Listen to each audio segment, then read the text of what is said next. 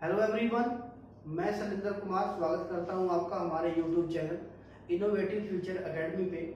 आज जो टॉपिक हम करने जा रहे हैं वो मोस्ट इम्पोर्टेंट टॉपिक होता है हर एक कॉम्पिटेटिव एग्जाम से। बेसिकली इसका जो ज़्यादा यूज होता है वो एनडीए के एग्जाम में यूज किया जाता है और एनडीए की सीरीज हम स्टार्ट करने जा रहे हैं। हम यहाँ पे कोशिश करेंगे कि हर एक चैप्टर का हर एक कंसेप्ट आपको क्लियर करवाया जाए और उसके बाद ही हम आगे कंटिन्यू करें। तो चलिए स्टार्ट करते हैं आज की वीडियो कि क्या परम्यूटेशन होता है, क्या कॉम्बिनेशन होता है और उसको कैसे हम टैकल करना है, कैसे कैसे क्वेश्चनों को करेंगे। आज सिर्फ बेसिक चीजें पढ़ेंगे हम। इसकी हम 5 से 6 वीडियो को आपको अप्रोच करवाएंगे और सारी की सारी वीडियो में अलग अलग टाइप के क्वेश्चन कंसेप्ट आपके सारी की सारी बातें क्लियर करेंगे। तो चलिए स्टार्ट कर देते हैं आज की वीडियो कि परम्यूटेशन एंड कॉम्बिनेशन है क्या और एक प्रिंसिपल ऑफ काउंटिंग क्या होता है। आज हम आपको वो चीज बताएंगे और कुछ क्वेश्चन भी करवाएंगे जो हमने यहाँ पे लिखे हुए हैं कुछ क्वेश्चन। ठीक है जी, चलिए स्टार्ट करते हैं आज की वीडियो। तो फंडामेंटल प्रिंसिपल ऑफ काउंटिंग, सबसे पहले मैं आपको बताना चाहूंगा कि परम्यूटेशन क्या होता है, कॉम्बिनेशन क्या होता है, उसके बाद हम इस प्रिंसिपल के ऊपर चलेंगे। सबसे पहले अगर बात करूं मैं परम्यूटेशन की, परम्यूटेशन का जो मतलब होता है एक्चुअली अरेंजमेंट करना होता है कि अरेंजमेंट कैसे करना है किन चीजों का। जैसे हमने लिख दिया कि ए बी और सी, मेरे पास 3 एलिमेंट है, इनका अरेंजमेंट करना है, इनको अलग अलग प्लेस पे रखना है। इन प्लेसेस पे रखने के बाद कितने अरेंजमेंट बनेंगे वो हमारा आंसर होता है। अगर मैं बात करूं कॉम्बिनेशन की, और कॉम्बिनेशन को सी से डिनोट किया जाता है। कॉम्बिनेशन में हमारा जो मतलब होता है उसका मतलब होता है सिलेक्शन करना, कि सिलेक्शन कैसे की जाती है किन्हीं चीजों में से। मैंने कहा मेरे पास 5 नंबर्स हैं, ये मेरे पास 6 नंबर्स हैं, उनमें से आपको 2 सिलेक्ट करने हैं। तो सिलेक्ट करने के लिए आप कॉम्बिनेशन का यूज करते हैं और अरेंजमेंट के लिए आप परम्यूटेशन का यूज करते हैं। और जो पी की जो फॉर्मेशन होती है उसको एनपीआर से डिनोट किया जाता है, एनपीआर से डिनोट किया जाता है। और जो इसका फॉर्मेशन बनेगा हमारे पास वो हमारा होता है N factorial divided by N minus R, bracket लगाएंगे, उसके बाद आएगा फैक्टोरियल। ये हमारा क्या बनता है, परम्यूटेशन का जो फॉर्मेशन होती है वो हमारे पास बन जाती है। अब यहाँ आप लोग पूछेंगे मुझसे कि सर फैक्टोरियल का मतलब क्या होता है, तो बच्चे मैं बताना चाहूंगा कि फैक्टोरियल क्या होता है हमारे पास। फैक्टोरियल एक ऐसी सीरीज होती है, एक डिसेंडिंग सीरीज होती है फैक्टोरियल, जो डिसेंडिंग ऑर्डर में चलती है और कहां पे जाके खत्म हो जाती है, वो जाके खत्म होती है 1 पे हमेशा। अगर मैं सिंपल सी बात बताऊं आपको कि 10 फैक्टोरियल को अगर मैं ओपन करना चाहूं तो मेरे पास जो आंसर मिलेगा वो कुछ इस टाइप का मेरे पास क्या मिलेगा, आंसर मिलेगा। कि मैं इस सीरीज को डिसेंडिंग ऑर्डर में लिखता जाऊंगा और उसको कहां पे जाके फिनिश करूंगा, 1 पे जाके फिनिश करूंगा। और मैं आपको बताना चाहूंगा कि 0 फैक्टोरियल का मतलब जो होता है वो 1 होता है। अगर फैक्टोरियल आपका फ्रैक्शन में हो, नेगेटिव में हो, तो वो कभी भी डिफाइन नहीं होता, उसको नॉट डिफाइंड माना जाएगा। अगर आपका फैक्टोरियल किस चीज में हो, फैक्टोरियल ऐसा लिखा जाता है। कई बार इसको बहुत सारे बच्चे ऐसे भी लिखा जाता है, 2 इसकी नोटेशन होती है, इस पे भी लिख सकते हैं और इसके अंदर लिख सकते हैं फैक्टोरियल के केस के अंदर।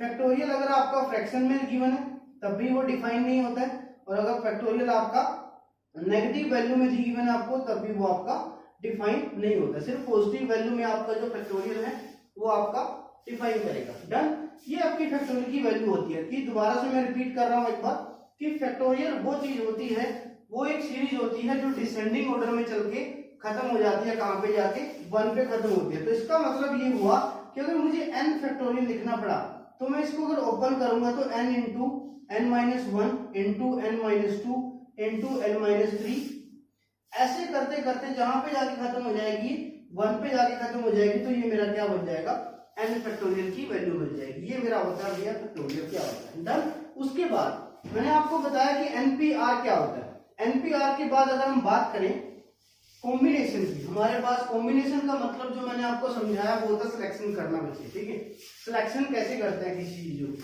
तो कॉम्बिनेशन इसको हम लिखते हैं एनसीआर से। एनसीआर मतलब n factorial divided bye r factorial into में n माइनस r का फैक्टोरियल। ये हमारे पास इसकी फॉर्मेशन होती है जो किसकी होती है, कॉम्बिनेशन की होती है, जो c से डिनोट करते हैं। p की जो फॉर्मेशन होती है वो हमारे पास ये होती है, इसको npr से डिनोट किया जाता है। ओके, सिलेक्शन करने के लिए या फिर किसी और चीज में अरेंजमेंट करने के लिए इन दोनों वैल्यूज का यूज किया जाता है। हमारे डेली लाइफ में ऐसे बहुत सारे एग्जांपल होते हैं जिनको हम अपने परम्यूटेशन कॉम्बिनेशन से प्रॉब्लम को सारी को सोल्व कर सकते हैं। ठीक है, उसके बाद नेक्स्ट चलता हूं, मैंने कहा कि फंडामेंटल प्रिंसिपल ऑफ काउंटिंग क्या होता है जी। फंडामेंटल प्रिंसिपल ऑफ काउंटिंग, कुछ क्वेश्चन लिखे हैं उनको भी हम डिफाइन करेंगे, सोल्व करेंगे यहाँ पे कैसे अप्रोच करना हमको। देखिए फंडामेंटल प्रिंसिपल ऑफ काउंटिंग का मतलब क्या होता है, एक एडिशन होता है आपका, एक होता है आपका मल्टीप्लीकेशन करना, कि कहां कहां पे क्या होता है। अगर सिंपल सी अगर मैं बात बताऊं आपको, मैं ये कहूंगा कि जहां पे मेरे पास चॉइस होती है, जहां पे मेरे पास चॉइस होती है, चॉइस इन द सेंस कि मैंने कहा मेरे पास 3 बॉयज हैं, मैंने कहा B1 B2 and B3, 3 boys हैं और 3 ही मेरे पास गर्ल्स, 1 2 एंड 3। अब मैं आपसे 2 क्वेश्चन यहाँ पे पूछूंगा तो आपको फंडामेंटल प्रिंसिपल ऑफ काउंटिंग का जो कंसेप्ट है थोड़ा सा क्लियर हो जाएगा। बाकी मैंने एक डायग्राम यहाँ पे क्रिएट किया है, इस डायग्राम के बेसिस पे भी हम पूरे का पूरा फंडामेंटल प्रिंसिपल ऑफ काउंटिंग को कंप्लीट एनालाइज कर सकते हैं। देखिए मैं आपसे अगर पूछूं कि एक ऐसा ग्रुप बनाओ जिसके अंदर एक बॉय हो एक गर्ल हो, एक ऐसा ग्रुप बनाए आप लोग कि जिसके अंदर एक बॉय हो एक आपका गर्ल बने, ठीक है, ग्रुप बनाना है, तो क्या होगा हमारे पास 2 केसेस बनेंगे। देखिए B1 के साथ ये G1 हो सकता है, B1 के साथ ये G2 हो सकता है, B1 के साथ ये G3 हो सकता है ना, ये G3। उसके बाद B2 के साथ G1 हो सकता है, B2 के साथ G2 हो सकता है, B2 के साथ G3 हो सकता है। उसके बाद B3 की बात करें, B3 के साथ G1 हो सकता है, G2 हो सकता है और G3 हो सकता है। ये सारे केसेस हमारे इसके अंदर बन सकते हैं। मतलब ये हुआ कि 1 से 3 फॉर्मेशन बन रही है और 3 से कितनी बनेगी मेरे पास 3 इंटू 3, तो मतलब मेरा आंसर सीधा क्या आएगा 9। मतलब 3 मेरे पास बॉयज थे, 3 मेरे पास गर्ल्स थी और मेरे पास कोई चॉइस नहीं थी कि मैं किसी को स्किप करूं। मेरे पास क्वेश्चन का ये था, मेरे पास जो इन्फॉर्मेशन थी कि वो कह रहा था कि एक बॉय और एक गर्ल होनी चाहिए, वो कोई भी हो सकती है, ठीक है। अगर इसी केस में अभी तो बोला उसने कि 1 बॉय एंड 1 गर्ल, डन, ये होगा। अगर दूसरा क्वेश्चन मैं ये लेता हूं कि 1 बॉय और 1 girl, 1 boy and 1 girl and 1 boy और 1 गर्ल, मतलब इसके अंदर आपको एक चॉइस मिल गई, एक बॉय होगा या फिर एक गर्ल होगी। ये नहीं है कि बॉय होंगे गर्ल साथ में होगी, नहीं, एक चॉइस मिल जाती है कि ये करना है वो नहीं करना। तो इस केसेस में हम क्या लेंगे, देखिए तब हमारे पास 3 बॉय है 3 गर्ल है, तो मेरा जो आंसर बनेगा 3 + 3 मतलब 6 बन जाएगा। जब मुझे एक चॉइस मिलेगी बॉयज को चुनना है या फिर किसी गर्ल्स को चुनना है। इससे ज्यादा मैं डिफाइन करूंगा इस वाले मेथड से। एक होम है, होम से क्या है, कहीं जाना आपको, जाने के लिए गाड़ी की जरूरत है आपको, गाड़ी से आप जाओगे लेकिन जाना आपको कहां पे, कॉलेज में जाना है, ओके।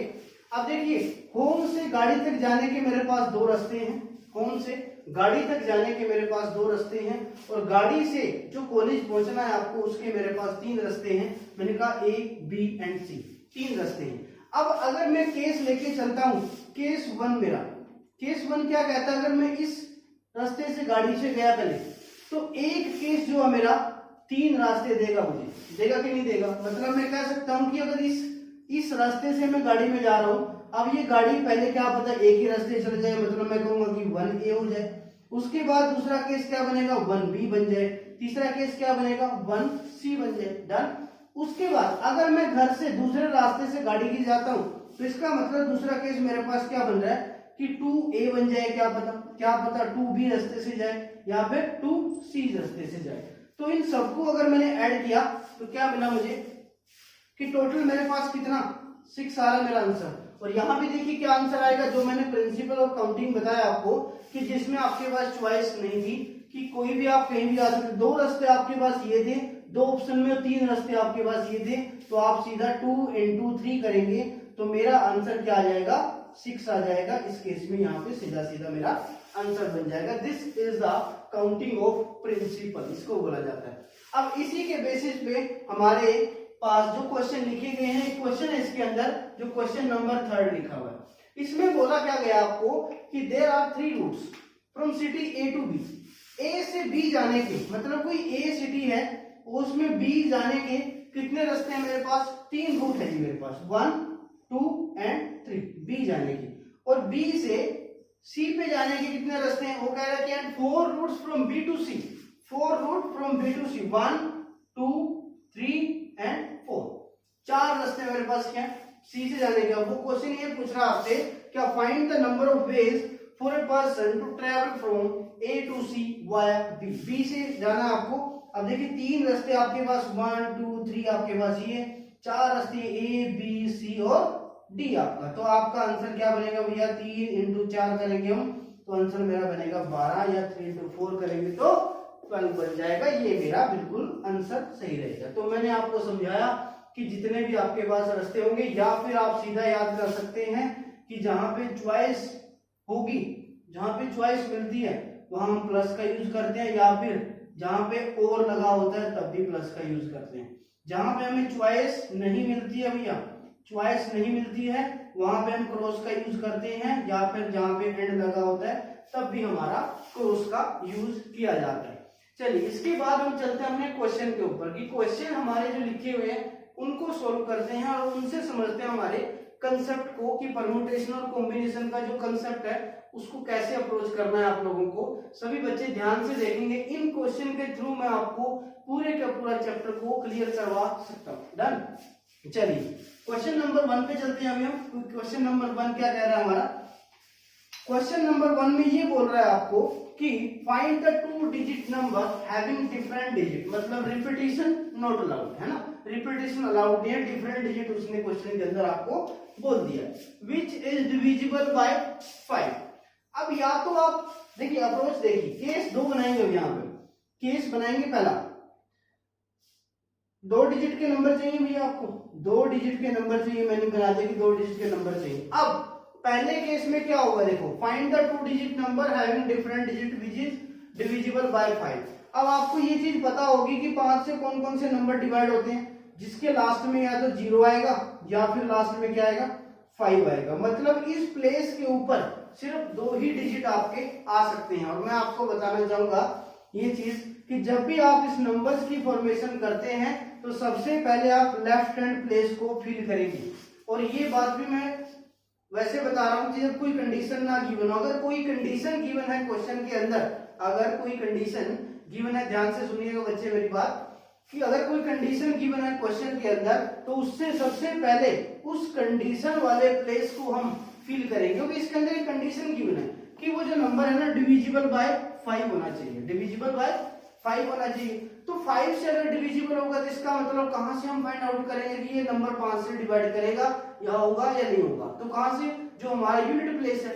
अब यूनिट प्लेस सबसे पहले भरा जाएगा, इसका मतलब यहाँ पे अगर केस 1 लेके चलता हूं, मैंने यहाँ पे कर दिया 0 को फिक्स, 0 को फिक्स कर दिया, जिसका मतलब एक मेरे पास क्या आ जाएगा, एक यहाँ पे डिजिट आएगा, कौन सा 0 यहाँ पे फिक्स। 2 केस बना के चलूंगा मैं, पहला केस ले लिया मैंने फर्स्ट, सेकंड केस मेरे पास यही सेम केस, दूसरे के अंदर मैंने फिक्स कर दिया 5 को, तो यहाँ भी इसका मतलब एक डिजिट आएगा। उसने कहा कि having different digit, having different digit उसने ये बोला।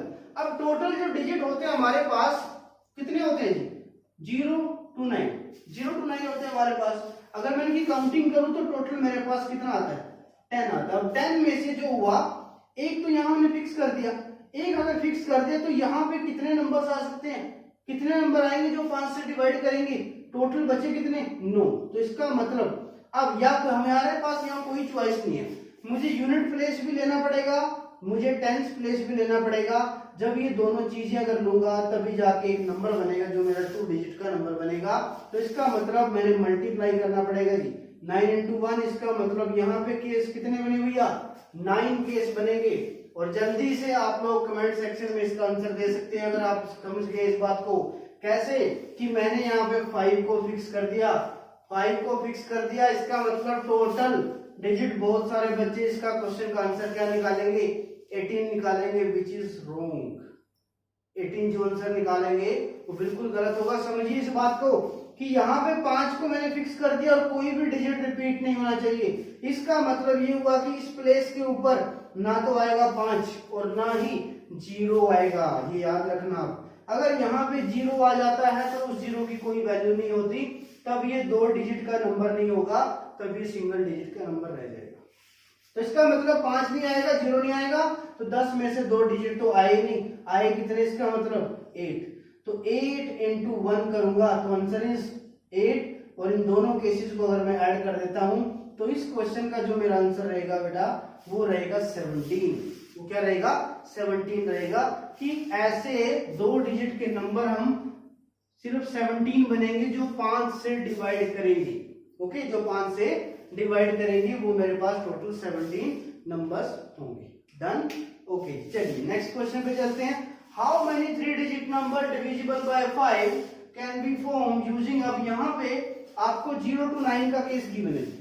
ध्यान से देखिएगा बच्चे, क्वेश्चन को उतारते रहिए आप लोग। क्वेश्चन को देखेंगे, जितना अच्छे से करेंगे उतना ही आपको मजा आएगा इस चैप्टर में। बहुत मजेदार टॉपिक है ये, बिल्कुल। चलिए, how many 3 digit number divisible by 5 can be form using any of the digit from 0 to 9 when repetition is not allowed. Second question पे आते हैं। अब की बार मुझे क्या बनाना है, 3 डिजिट का एक नंबर तैयार करना है। 3 डिजिट का नंबर तैयार कीजिए, 1 2, ये मेरे पास 3 बॉक्स। ये आपका यूनिट प्लेस, ये आपका टेंस प्लेस और ये आपका 100th प्लेस हो जाएगा। डन, ये 3 प्लेस चाहिए मुझे, तभी मेरा 3 डिजिट का नंबर क्रिएट हो सकता है। तो आपको वो चीज डिफाइन करनी है। अब मैंने क्या बताया, सबसे पहले वो प्लेस फिल करना है आपको जो आपको कंडीशन गिवन है। कंडीशन क्वेश्चन में क्या गिवन है आपको, कंडीशन ये गिवन है कि डिविजिबल बाय 5 से डिविजिबल होना चाहिए वो, तभी जाके वो नंबर आपको फाइंड आउट हो सकते हैं। तो 5 से कौन कौन से आपने अभी देखा था। अभी यहाँ भी हम 2 केस लेके चलते हैं, डिटेल में करते हैं क्वेश्चन को, शॉर्टकट तो हो ही जाएगा। केस 1 मतलब 0 को हमने कर दिया फिक्स यहाँ पे, तो इसका मतलब 1 यहाँ पे आएगा ही आएगा डिजिट, है ना। सबसे पहले ये, उसके बाद move to the left end पे। Done, total number 0 to 9, 0 to 9 total 10 होते हैं। 10 में से 1 यहाँ पे आ जाएगा, तो यहाँ कितने बचे भैया, 9। और अगर यहाँ पे 9 बचे हुए हैं तो 1 यहाँ पे आएगा, 1 यहाँ पे आएगा, सॉरी 1 यहाँ पे आएगा, 1 यहाँ पे आएगा, यहाँ कितने बचे, 8। तो 9 into 8 मेरा आंसर क्या बनेगा इस केस में, 72 बनेगा, जब 0 को यहाँ फिक्स कर दिया गया। उसके बाद मैं लेके चलता हूँ केस सेकंड को। केस सेकंड मतलब मैंने यहाँ 0 फिक्स किया, अब मैं यहाँ क्या करूंगा, 5 को फिक्स कर देता हूँ, क्योंकि 0 और 5 ही ऐसे नंबर होंगे यहाँ पे जो आने के बाद मुझे मेरा जो नंबर है वो 5 से डिवाइड होगा। तो 5 को फिक्स कर दिया, तो इसका मतलब 5 तो यहाँ भैया आएगा ही नहीं। अगर यहाँ 5 नहीं आएगा तो इससे पहले वाले क्वेश्चन में एक बात सीखी थी कि यहाँ जो है 0 भी नहीं आएगा। तो 10 में से अगर मैं 2 डिजिट को माइनस कर देता हूं तो यहाँ कितने डिजिट आए भैया, 8 डिजिट आएंगे मेरे पास। अगर ये 8 डिजिट आते हैं यहाँ पे, तो अब देखिए 0 का रास्ता साफ हो गया। 0 यहाँ आ सकता है, यहाँ नहीं आ सकता था, बट 0 यहाँ आ सकता है। अगर 0 यहाँ पे आ रहा है, 0 यहाँ पे आ रहा है, तो इसका मतलब 1 डिजिट यहाँ पे आ गया हमारा, 1 डिजिट हमारा यहाँ पे आ गया, 2 डिजिट आ गए ना हमारे। तो यहाँ पे भी कितने आएंगे, 8। तो इसका मतलब 8 into 8 क्या आएगा, 64। इनकी सबकी क्या करेंगे भैया, मल्टीप्लाई। क्यों, क्योंकि वी हैव नो चॉइस, हमारे पास चॉइस है ही नहीं है ना। तो 64 दोनों केसेस को करेंगे add, 136 is my answer, 136 is my answer. 136 total क्या बनेंगे, ऐसे नंबर बनेंगे जो 3 डिजिट के होंगे और 5 से डिविजिबल होंगे, जो 0 to 9 से बनेंगे। डन। थर्ड क्वेश्चन हमने अभी कर लिया है कि इनकी मल्टीप्लाई, जो हमने फंडामेंटल प्रिंसिपल ऑफ काउंटिंग पढ़ा था। उसके बाद क्वेश्चन नंबर 4 पे चलते हैं। बहुत शानदार क्वेश्चन है question number 4। How many different words can be form by arranging the letter of word knife. देखिए वर्ड्स के ऊपर आ गई बात, वर्ड्स के ऊपर अगर बात आ गई है तो हम कैसे करें। नाइफ की बात कर रहा है अभी वो, है ना। अभी वो क्या कर रहा है, नाइफ कह रहा है। चलो भाई चाकू चलाएंगे हम अभी। उसने लेटर दिया आपको, इसको नाइफ, कि इससे मैं कितने, how many different word can be form by arranging letter of knife. Knife के जितने भी हमारे पास अल्फाबेट हैं उनको अरेंजमेंट करते हुए कितने में डिफरेंट वर्ड बना सकता हूं। ठीक है, सबसे पहले क्या करेंगे, देखिए छोटी सी कहानी यहाँ मैं बताता हूँ आपको कि ABC का अरेंजमेंट करना आपको। 3 ही मेरे पास एलिमेंट है, 3 के अरेंजमेंट करना तो अलग अलग बनेंगे केस। तो मैंने कहा कि पहला बन गया ACB, उसके बाद करूंगा मैं BCA, और उसके बाद कर दिया मैंने BAC, उसके बाद कर दिया CAB और CBA। देखिए 3 हमारे पास अल्फाबेट थे, तो कितने अरेंजमेंट बने हुए हैं मेरे पास, टोटल अरेंजमेंट बने 6, है ना। अगर 3 अल्फाबेट थे तो टोटल अरेंजमेंट बने 6। तो क्या मैं इसको ऐसा भी लिख सकता था कि ये 3 फैक्टोरियल ही लिख देता मैं सीधा, क्योंकि 3 फैक्टोरियल को मैंने बताया कि इसको एक ऐसी सीरीज जो ओपन होके कहां तक जाएगी, 1 तक। उसके बाद 3 into 2 मतलब 6, तो यहाँ भी आंसर 6 आ रहा है। तो हमेशा याद रखेंगे आप जितना कोई भी एलिमेंट है, कोई भी अल्फाबेट है, कोई भी वाउल है आपका, कोई भी नंबर है, जितने प्लेसेस पे मूव करता है उतना ही उसका फैक्टोरियल लिख दिया जाता है, वो आपका हमेशा आंसर रहेगा। डन। नाइफ की बात करते हैं हम। अब नाइफ में लिखिए 1 2 3 4 5। ओके, 5 है तो इसका मतलब इसका आंसर आना चाहिए 5 फैक्टोरियल आना चाहिए, तो मेरा आंसर क्या बन जाएगा 120। अगर मैं इसको डिटेल से बताऊं आपको तो 5 ही मेरे पास है अल्फाबेट। अब ये सबसे पहले मैंने क्या लेफ्ट हैंड बढ़ेंगे, यहाँ कितने आएंगे 5, यहाँ कितने आएंगे 4, यहाँ कितने आएंगे 3, यहाँ कितने आएंगे 2, यहाँ कितने आएंगे 1। तो मैंने इसको जब मल्टीप्लाई किया तो जो मेरा आंसर मिलेगा बच्चों, आंसर क्या आएगा 120 है ना। समझ में आई बात। नाइफ की बात की है तो इसका आंसर क्या आ जाएगा 120 आपका आंसर आ जाएगा। Question number 5। 5वें नंबर क्वेश्चन बड़ा इंटरेस्टिंग है। उसमें बोला गया कि how many 3 digit even number can form from the digit of 1 2 4 5 7। अब यहाँ पे स्पेसिफाई कर दिया गया आपको, देखो 1 2 4 5 7 ये स्पेसिफाई कर रहा है। ये कैसे करें इसको, है ना, कि इन नंबरों से ही 3 डिजिट के इवन नंबर बनाने हैं। 3 डिजिट के मुझे क्या चाहिए, इवन नंबर क्रिएट करने हैं जी।